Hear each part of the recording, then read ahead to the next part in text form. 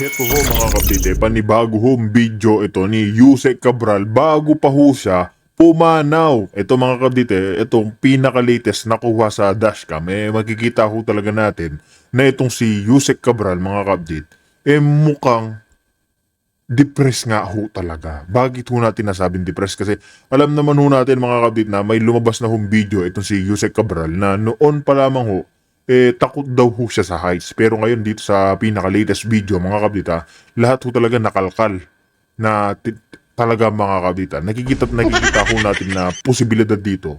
Hindi niya humasik mura, hindi niya ho kinakaya yung matinding pressure dyan sa kanya, sa gobyerno. Bakit ho mga kabit? Kasi ho si Yusek Cabral mga kabit, kung hindi ho natin alam, siya ho ang may pinakamaraming alam na may proponents, may insertion dyan sa Kongreso, dyan sa Senado. Kaya lahat ng mga korap, mga magnanakaw, mga kabdit, alam na alam din ho niya. Kumbaga mga kabdit, isa rin ho siya sa mga alas ni Marcos Jr. na hanggang ngayon ho, hindi ho talaga nila nilabas yung mga papeles na ito.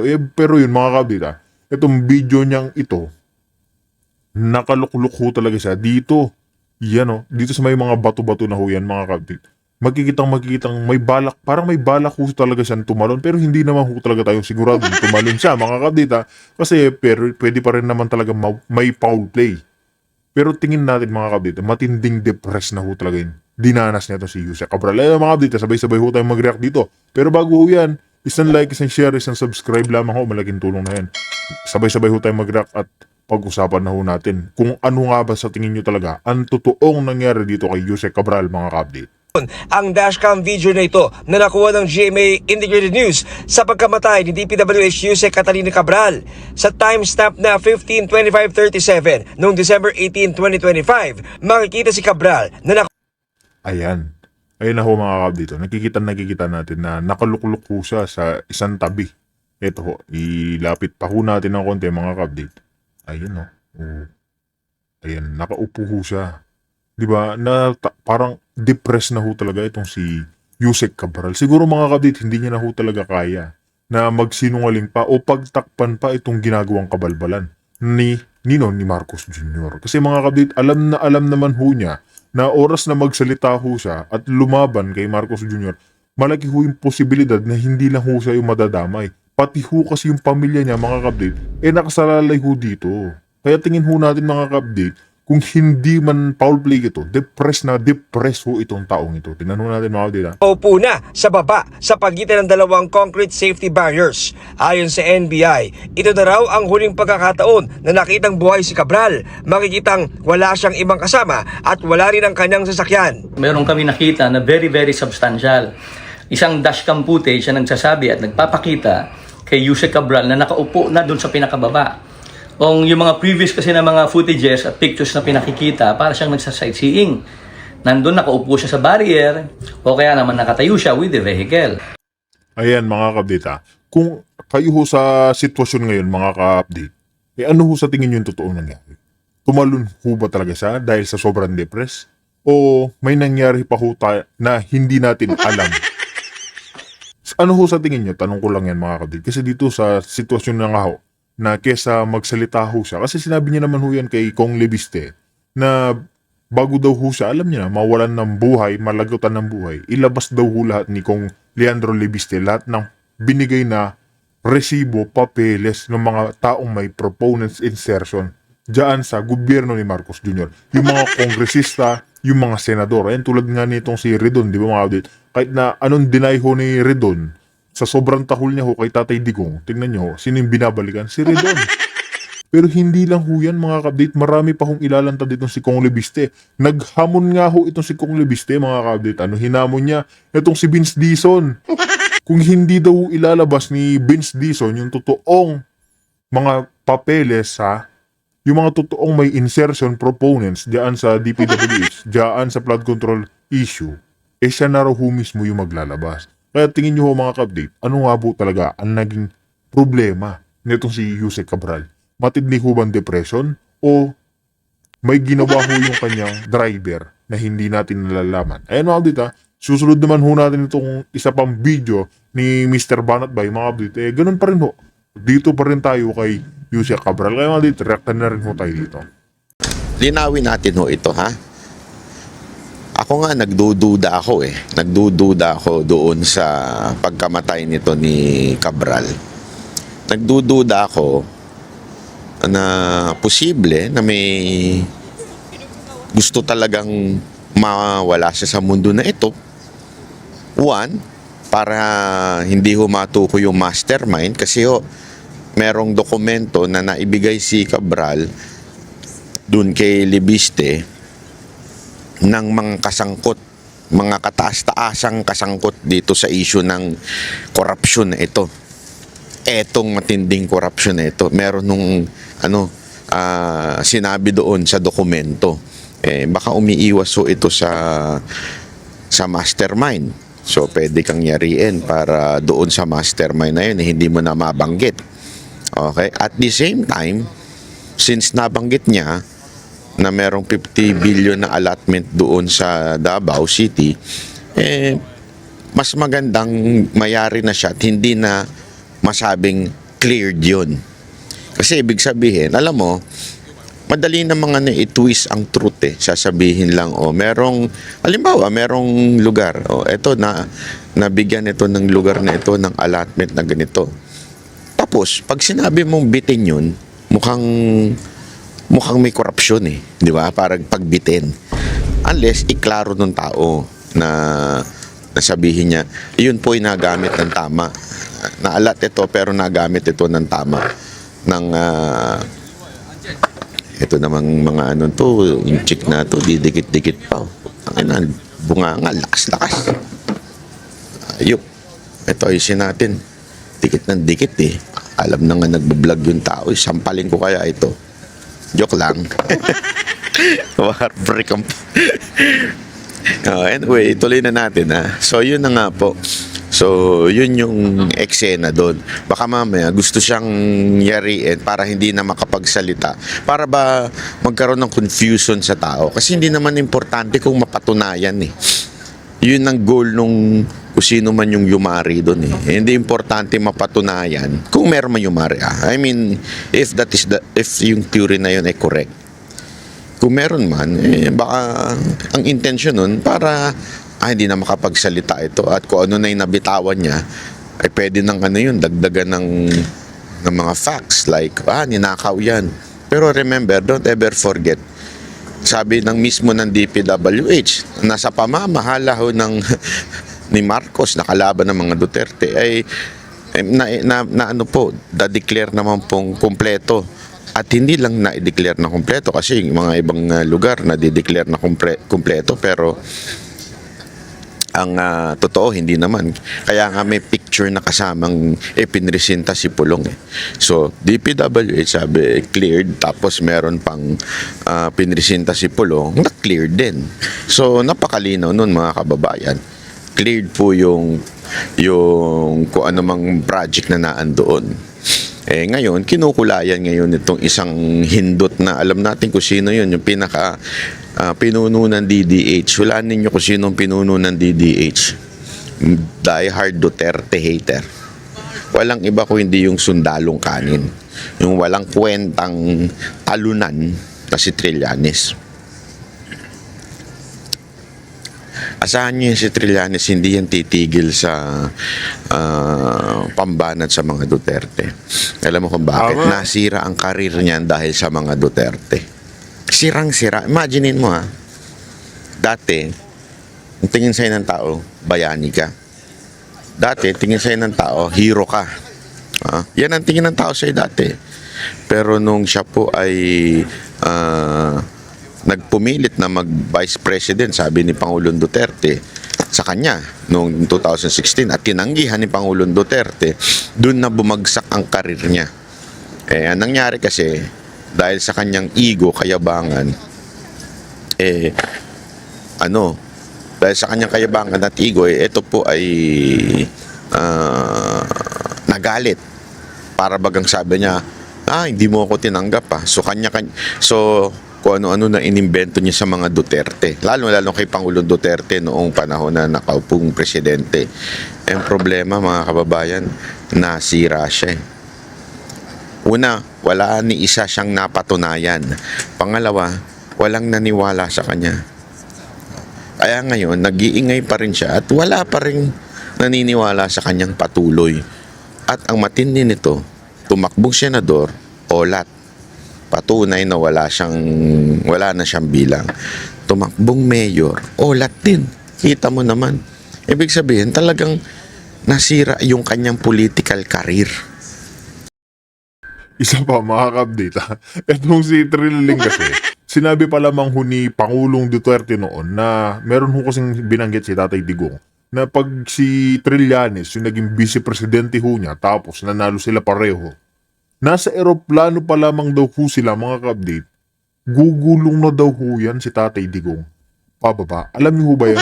Yung nangyari ho sa kay Aquino. Ganyan na ganyan daw ho yung mangyari sa kanya. Oras na manalo, o maging tandem daw ho sila ni Trililing. Tsaka nakakaamoy ho yan si Tatay Digong. Pag alam niyang may balak kang masama, alam na alam po niya yan. Kaya nga itong si Marcos Jr. nung nangangampanya pa nga lang, sabi ni Tatay Digong nun, huwag niyong iboboto yan. Kasi nga gumagamit. Sinasabi niya na ho yan, kaso mga ka-update, yung sinisigaw ng ating mga kababayan nun na, syempre, Marcos. Mabango ho yung pangalan ni Marcos noon, nung kampanya. Hindi naman natin masisisi ang mga ating kababayan na, syempre, alam naman po natin mga ka-update. Di ba? Mabango si Marcos noon eh. Hindi rin po natin sila masisisi dahil siya lamang ho yung hindi ho sila nagkatapat ni BP Sara ng mga panahong iyon. Sinabi na ho yan ni Manong Chavit, mga ka-update, na oras na magtapat itong si BP Sara at si Bongbong Marcos sa presidential election, hindi ho mananalo si Marcos Jr. Ang kaso nanghingi ng tulong ito si Marcos Jr.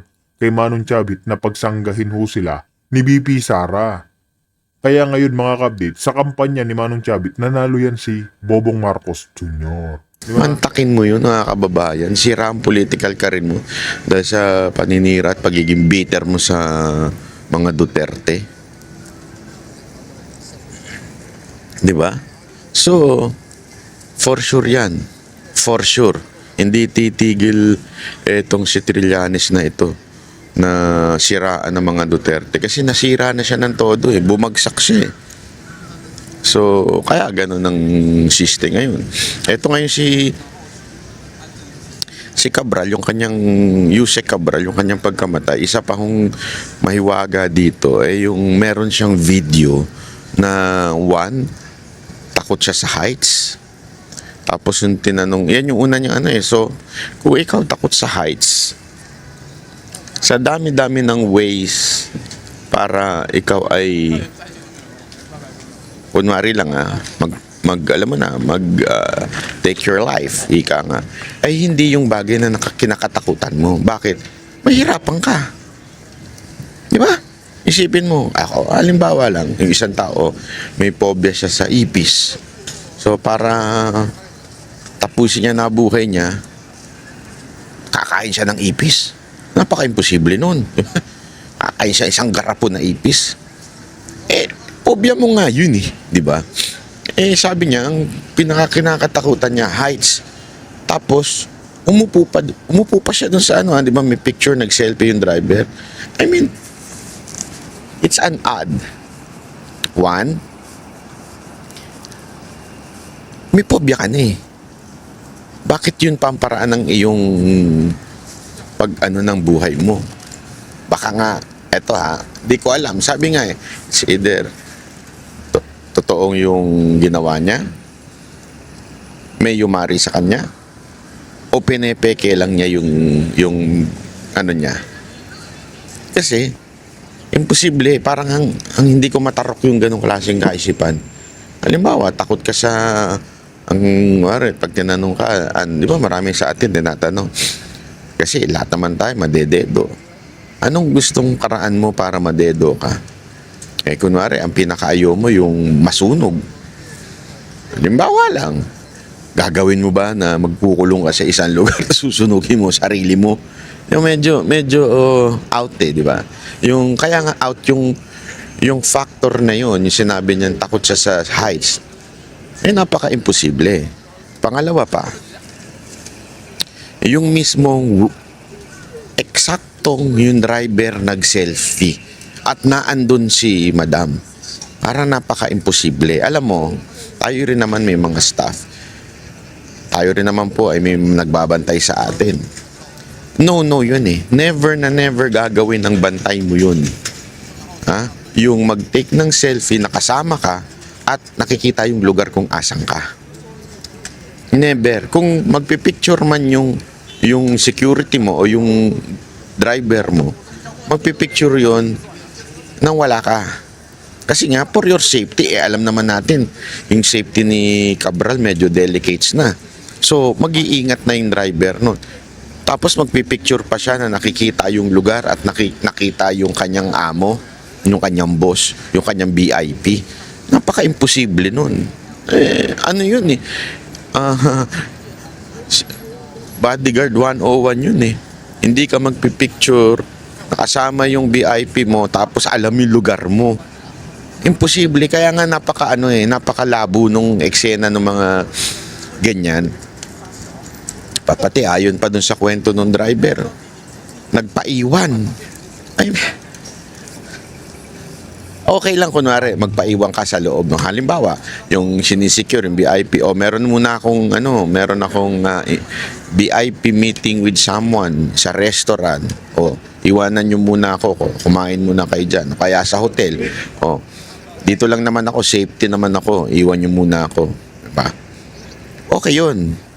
Pero yung iiwan ka sa gitna ng daan doon sa delikadong lugar, tapos sasabihin mo, iwan mo muna ako ha. Pinaiwan daw siya tapos bumalik na lang siya.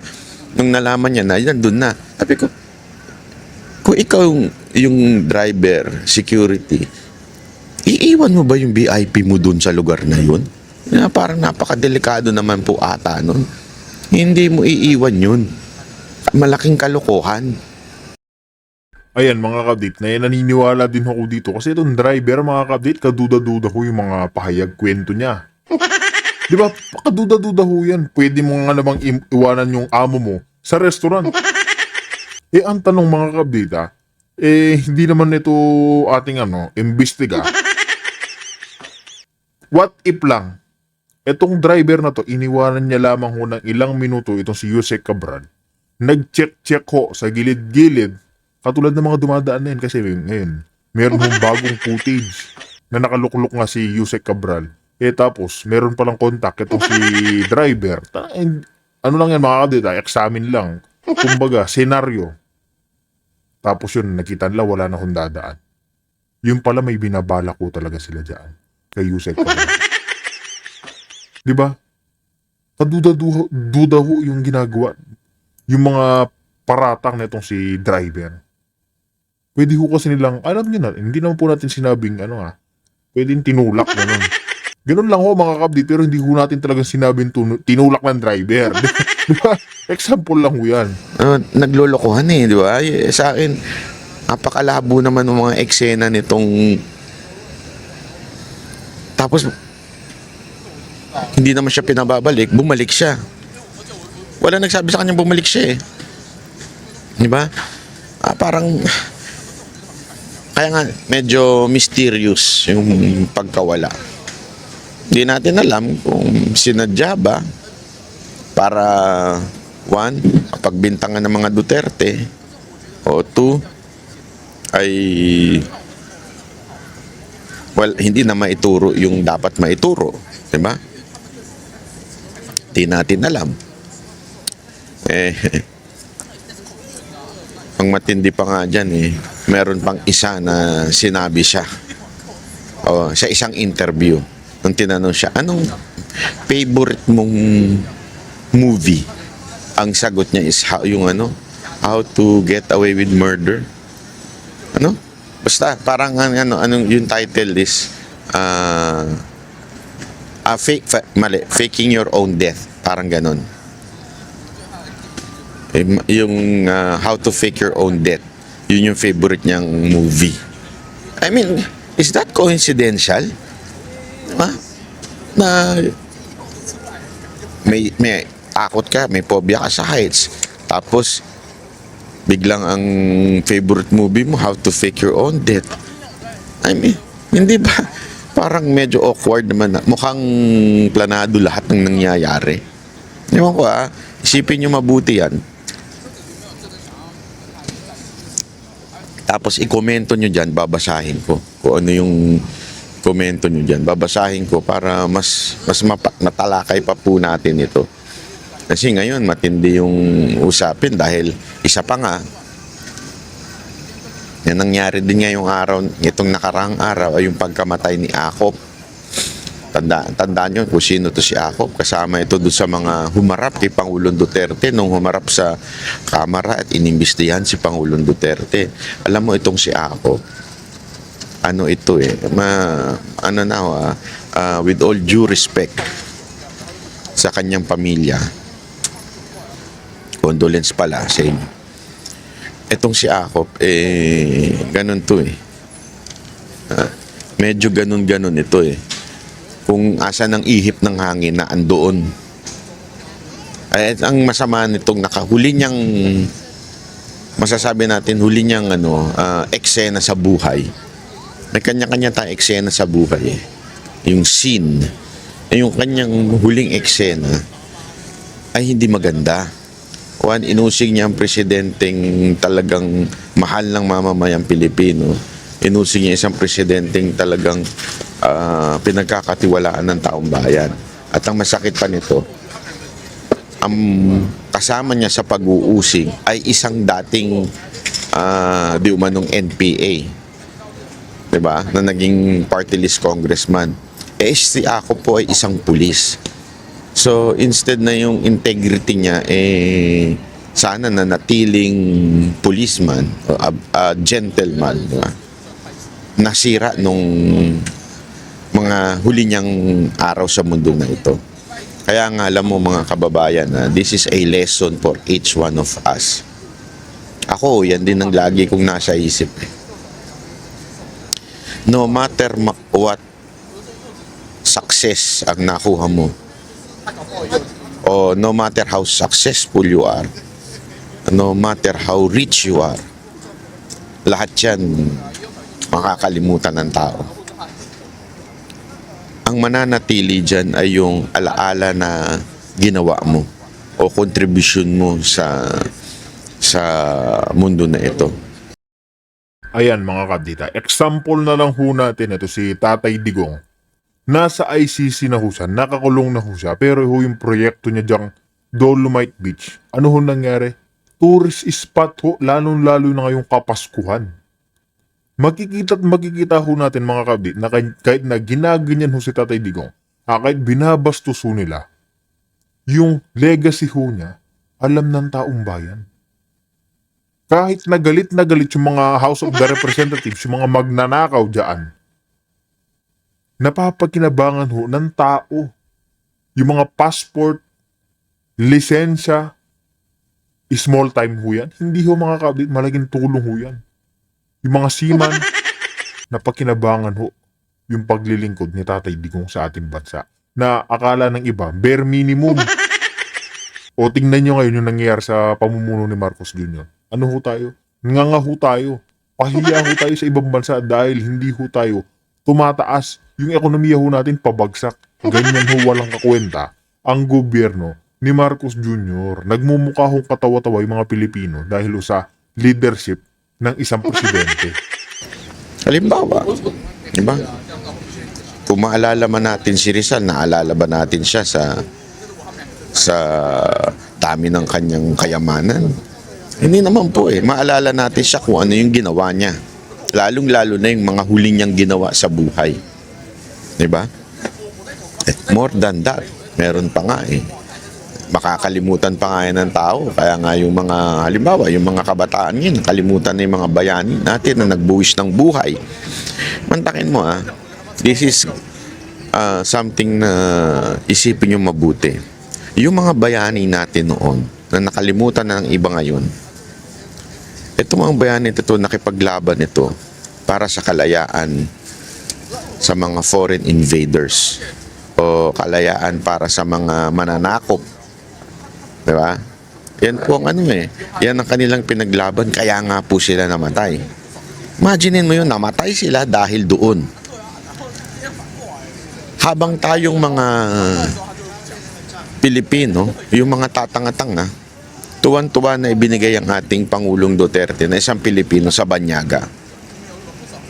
Alam mo, kahit ako, halimbawa, makalaban natin kung sino man sa politika, ako, mas gusto kong usigin dito. Hindi dapat inuusig sa ibang bansa. Dapat tayo ang magbigay ng hustisya. Dapat dito sa hatulan, hindi ho sa ibang bansa. Mali na ibigay mo ang iyong kababayan sa ibang bansa para mausig. Unless there is a war na hindi capable ang ating korte, wala ho, capable na capable. Gamit na gamit nga ang korte ngayon. Di ba? So, ang akin lang, this is something na sana po ay pag-isipan natin, pagmulan-mulayan natin. Etong pagkamatay ni Ako, pagkamatay pa nung si Cabral, at isa pang nakalimutan ko na kung sino pa ito isang namatay. Yung mga kinuha na ni Lord, lagi ho natin tatandaan yung ating ginawa. Yan ang mananatili, yung memory sa atin, especially the last days of our lives. Diba? Importanteng maunawaan natin yan. Isa pa palang dito, etong Bicol Party List. Wait para mabanggit natin ang tama. Etong party list ni Terry Ridon, ibinulgar na may insertion. Kasi kaya pala to si Terry Ridon, humihirit siya na, bakit hindi nyo ilabas yung dokumento? Ganyan. Para magkaroon siya ng paraan. Kasi yung dokumento, ngayon ay kay Libiste, Congressman Libiste. Sabi nga nung ba't di pa ilabas? Bakit tinatago pa ni Libiste? Kung talagang totoo yan, ilalabas na yan. Tapos narinig ko sa isang interview, kaya hindi pa inilalabas kasi ino-authenticate pa through the office of Secretary Vison. Para sigurado, kasi pamaya, pag inilabas, tapos hindi completely authenticated o merong hindi wala sa record o basta hindi na authenticate, baka maaaring mangyari niyan, pasinungalingan pa nitong iba. Okay? Kasi remember, may mga nakasulat na congressman doon. Ang kulit nito ni Terry Ridon na parang kinukulit niya si Libiste na ba't hindi ilabas. Yung pala, yung Bicol Saro Party List po ay may 150 million road project insertion sa Pamplona, Pasacao, Camarines Sur. Mantakin mo ha. Anong pinagkaiba nito kay Pulong? Baka sabihin ng iba, bakit si Pulong din naman merong Hindi, remember, District Congressman si Pulong. Naturalmente, kailangan humingi siya ng pondo. Pondohan nyo itong lugar namin kasi kailangan yung ito. Ganun lang naman na ginawa ni Pulong Pinapondohan yung lugar nila para may magawa yung project. Ang problema dito, party list ka Wala kang kinalaman sa district, bakit ka nagkaroon ng insertion sa Camarines Sur? Yun yung yun yung sinasabi ni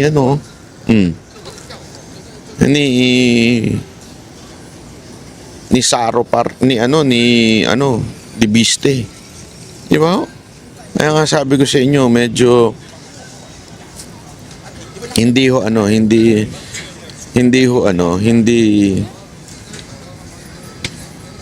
hindi talaga natutulog ang Diyos. Sabi ko sa inyo, marami rin naman nagsasabi at nagpapaalala sa atin na wag tayo mawala ng pag-asa. Wag tayo mawala ng pag-asa. God moves in a mysterious ways. Yeah? Kung meron kanta si Nina na love moves in a mysterious ways. Nina ba yun o Elvis Presley? Meron pong God moves in a mysterious ways. That's the truth. Ang Panginoon po pag kumilos, wala. Hindi mo mapipigilan yan. Hindi mo mapipigilan dahil kakaiba ho ang Diyos kumalaw. Yan ang pagkakatandaan ninyo. Minsan, feeling natin, tahimik siya. May dahilan. Kasi maalala ninyo nung panahon na ang Israel ay nasa ilalim ng Ehipto It took Moses how many years? Many years before niya napalaya ang mga Israelites sa Ehipto. Bakit ho? Tuwan-tuwa ba ang Diyos na nagsasaper ang kanyang anak na Israel? Hindi ho. Kasi yung bilang ay meron nung kinalaman sa mga propesiya sa New Testament. Yan ho ay pangkalahatang plano ng Diyos. Minsan may pinagdadaanan tayo sa buhay na wag ho nating kakalimutan na merong pangkalahatang plano ang Diyos sa atin. Kunwari na nasugatan tayo o kaya naman napilay tayo o di kaya ito ang nangyari sa atin, may plano ang Diyos na maganda sa iyo. Kaya kanya pinadaan sa ganyang problema. Ngayon, ang Pilipinas, kung ano man ang nangyayari dito sa atin, bakit tayo nagkaroon ng isang presidenteng mahina, isang presidenteng nakakapagtaka, ba't nanalo? Alam mo, isa lang ang naiisip ko. Ito kung siguro nagpatuloy ang isang matinong pamamahala under Duterte, malamang sa malamang hindi nabuking yung tunay na karakas ng mga congressman. Kasi nakakapagtago sila eh. Since si Duterte ay mahigpit dyan sa mga insertion, na itatago ngayon ng mga congressman yung mga pera-peraso nilang korupsyon. Pansinin nyo hindi ko sinasabing walang korupsyon ng mga congressman noong panahon ni Pangulong Duterte. Napakaraming korupsyon din, siyempre. Maliliit nga lang. Pero yung mga mapakaraming mga congressman pa rin ang pumipili. Kasi mahihirapan kang tukuyin yun isa-isa kung maliit. Di ba? So hindi natin alam kung sino-sino yung mga corrupt na congressman. Kaya sila, isipin mo, tandaan nyo yung mga congressman na corrupt ngayong araw, itong panahon na ito, nandyan na yan noong panahon ni Duterte. So ibig sabihin, corrupt na sila, nakakalusot lang sila kasi maliliit nga eh. Hindi mo mapapansin. Ngayon, pinahintulutan ng Diyos na maupo si Marcos at dahil mahinang nilalang si Marcos, etong mga congressman nakaisip ng, lakihan natin dahil mahinang nilalang ang presidente, walang kwenta, madali makapagpuslit. Di ba? Tapos sakim pa, pati yung kanyang mga kamag-anak. So pagkakataon na natin tong bumongga, talagang pumaldo. So pumaldo sila ng pumaldo, di ba? Humirit sila ng todo-todo. Paghirit nila ng todo-todo, dun sumabog. Dun ngayon nalaman ng taong bayan kung anong karakas na itong mga congressman natin. Naintindihan nyo? Sometimes, God allows things to happen para lang mas ma-realize natin. Yeah?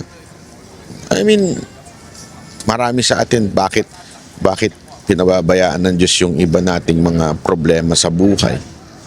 Kasi meron siya ipinapakita na pangkalahatan sa buhay mo. Kasi pag ang Diyos tumingin, kaya nga 'di ba, the Lord is the same yesterday, today, and forever.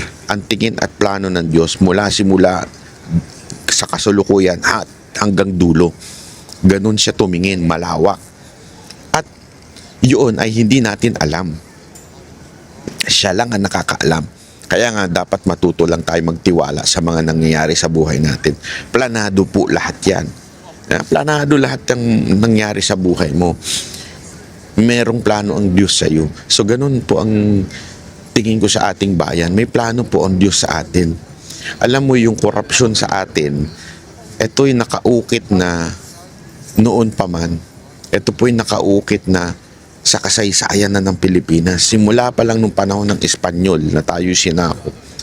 Marami na hong mga politiko natin noon ang korap. Kaya nga pag pinanood natin, di ba, yung mga pelikula nila General Luna at kung sino-sino pa po na pelikula doon, ay mga korap na ho ang mga politiko natin.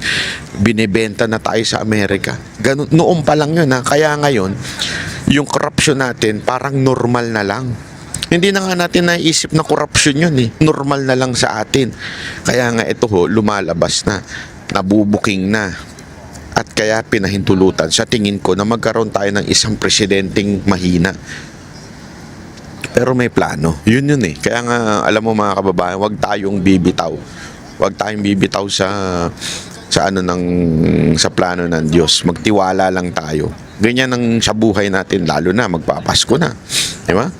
Marami sa atin ngayon, stress. Paano yung panregalo? Wala tayong panregalo. Marami pa sa atin, walang trabaho. Marami ngayon na nawalan ng trabaho. Kasi nawala yung mga investor. Diba? Nawalan ng mga negosyante, nawalan ng trabaho. Napakarami ngayon. Kung walang trabaho, yung iba naman kontraktual lang. May plano po. Kumapit ka lang, wag tiwala ka lang. Huwag kang bibitaw. Dahil ang Diyos ay hindi bumibitaw sa iyo. Merong ang Panginoon na plano na maganda. Okay? So dapat magtitiwala lang tayo. So hanggang dito na lang po muna sa ating vlog. Magkita-kita uli tayo sa susunod. Ayun nga mga kadila, kung meron din ho kayo naging komento, opinion dito nga sa nagipahig ni Mr. Banat Bay, ukol na kung pinagplanuhan ba ito si, alam niyo na, si Jose Cabral o hindi, para isisiho sa mga Duterte, pag-usapan ho natin yan sa comment section. Kaya mga kabdi, dito na ho natin tatapusin ang ating reaction video.